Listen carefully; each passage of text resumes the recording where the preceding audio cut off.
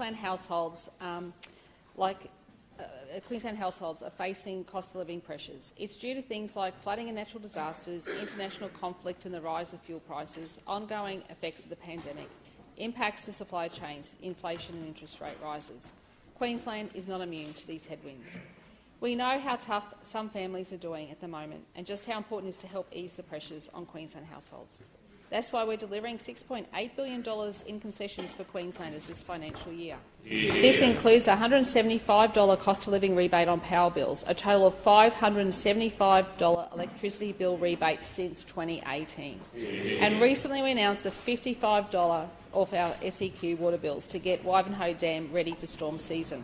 Yeah. This year's budget, there's $540 million to support around 54,700 low-income households through housing rental rebates, so Queenslanders can get assistance with housing affordability. Nearly $154 million in funding for the School Transport Assistance Scheme, so people can travel to and from school. $180.7 million for the Oral Health Scheme, so Queenslanders can receive important dental care, as well as a range of other concessions. Mr Speaker, today I can update the House that we've made it even easier to access these concessions and rebates with a new and improved Smart Savings website. With just a few simple questions, Queenslanders will now be able to quickly identify a list of potential savings they may be eligible to receive. Things like day-to-day living costs, including energy, water, rates, transport, health, education, training and housing. This makes the application process easier and less stressful, which is especially important for those doing it tough. There is assistance for Queensland seniors to be able to apply for up to 5 government concessions in one easy process. People with a disability can apply for repairs and maintenance to their homes. Queenslanders wanting to retain and get a new qualification to help them find work, and people who need help to pay for a pair of basic prescription spectacles once every 2 years.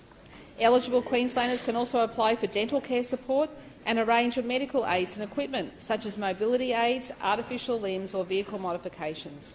Mr Speaker, while a lot of cost of living pressures are out of control, we are doing all we can to assist Queenslanders during these challenging economic times. Yeah. Mr Speaker, there are certain events which change our lives, alter our community and which leave scars which will remain no matter the passage of time. There are pivotal incidents which horrify us, which will haunt us, but ultimately, out of despair and tragedy, can come hope and change in time. Today is a day for Daniel, and it is such time.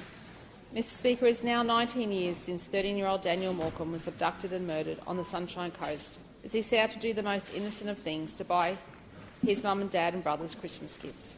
All of us are aware of the shockwave of his abduction and ensuing 8-year mystery of his disappearance and the ultimate arrest and conviction of his killer. But what has since evolved on this day, when we not only remember Daniel, but we reflect on what his parents, Denise and Bruce, have achieved with their quiet resilience that history will not repeat. Each year, this day is a reminder of their commitment to educate children on how they can stay safe. Each year, it provides lessons of how their communities can protect them from harm. Each year, this day reminds us that it takes courage to speak out when we suspect or know a child is experiencing harm.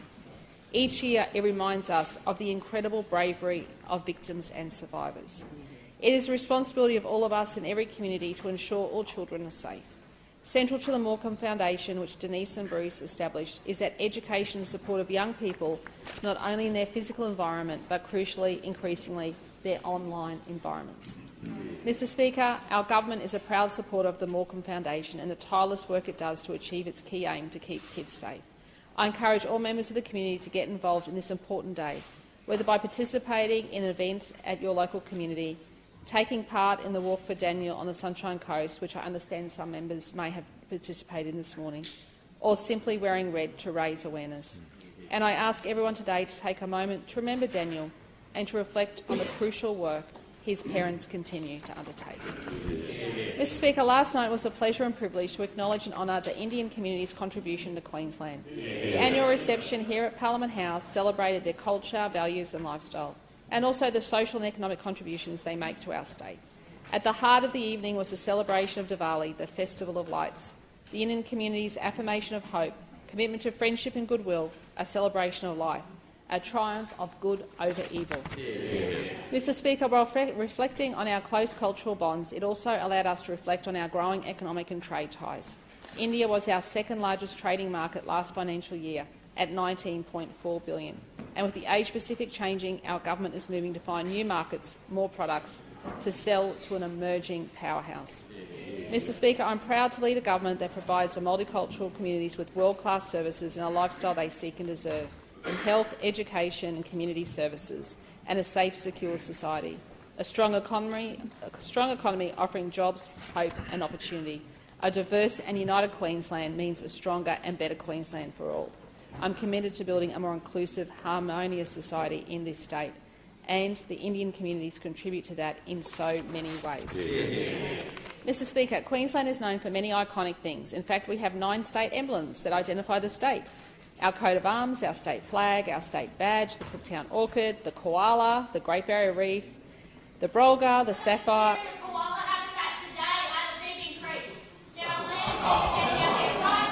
Member for South Brisbane. Member for South Brisbane.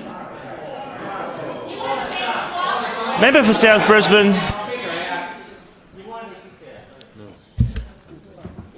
I don't need any assistance from members to my right. Member, you're warned under standing orders. If I hear any further interjections during today's debates, you will be removed from the chamber. That was completely disorderly.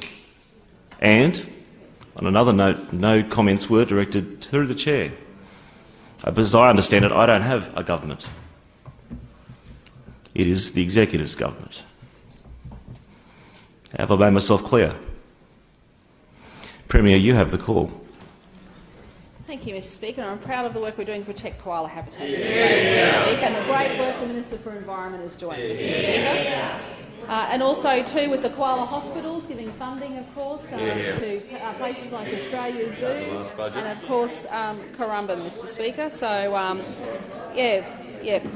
lot of words from the Greens, but no action, Mr Speaker.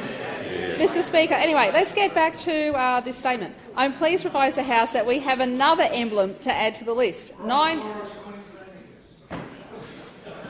Sorry, is that the member for Currumbin? Well, we could add the member for Currumbin to the member for Order. Mermaid Beach. Sorry.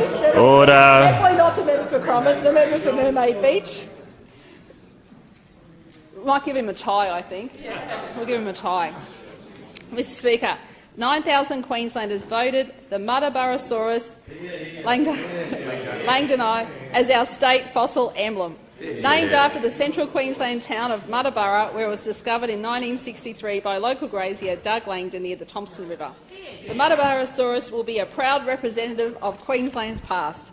It's also a popular and growing part of our rich tourism experiences today. Outback tourism is worth nearly $500 million to our economy, and our fossil discoveries and dinosaur trails are a key part of that, including the Muttaburrasaurus Interpretation Centre, where a giant replica of the Muttaburrasaurus is found, a proud investment by our government under our successful Works for Queensland program. Mr Speaker, we've invested in a dinosaur tourism roadmap for experiences like the Australian Age of Dinosaurs in Winton, with recent investments from our government of $5 million to make it even better.